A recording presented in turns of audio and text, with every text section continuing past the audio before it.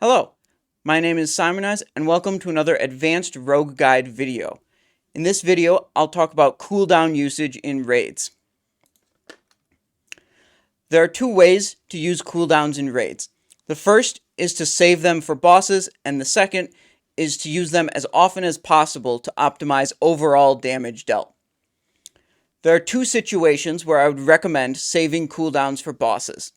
The first is if your raid is attempting to skip a boss mechanic by simply killing the boss before that mechanic occurs. The second is if your raid is struggling to kill a particular boss. You'll want to bring your A game to that boss. In every other case, if your raid is reliably clearing the content and you are trying to optimize overall damage, I strongly suggest using cooldowns as often as possible on bosses and trash. There's not much complicated about using cooldowns on bosses, so this video will focus on cooldown usage when you are trying to optimize overall damage.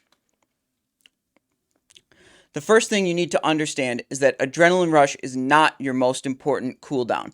Blade Flurry is your most important cooldown. Blade Flurry hitting 2 targets will more than double your damage output. No other cooldown comes remotely close to this.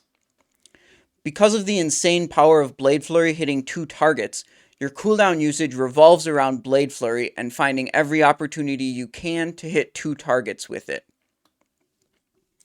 Knowing the order your raid pulls trash packs is important to know when you will have opportunities to hit 2 targets with Blade Flurry.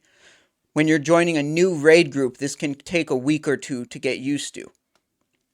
If you know when you'll have an opportunity, you can equip active trinkets like Renataki's Charm of Trickery, Badge of the Swarm Guard, or anything else with plenty of lead time to allow for the equip cooldown.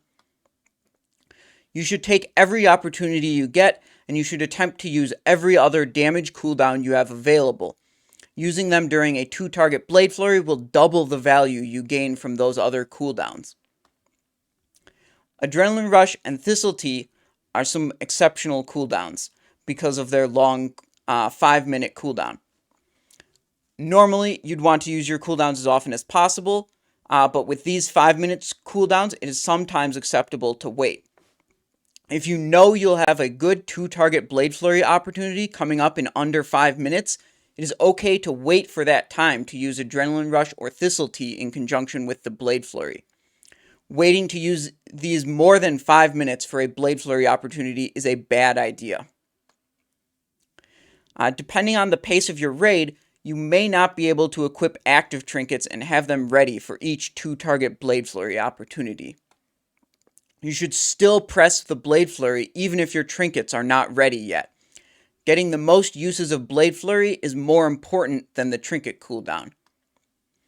If you know that you won't have active trinkets ready for an upcoming 2-target Blade Flurry, it is often better to use powerful passive trinkets like Seal of the Dawn, Drakefang Talisman, or Mark of the Champion.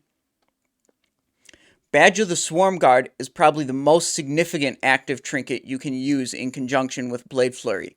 It is also the only active trinket that does not trigger a short cooldown on other active trinkets when it is used, so it can be stacked on top of a Slayer's Crest or Jam Gabar or whatever else you have. That wraps up my video on cooldown usage in raids.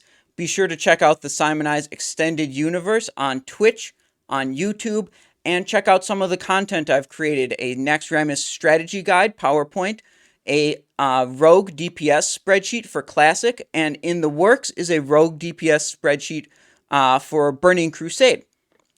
Thank you for watching, and I hope to see you later.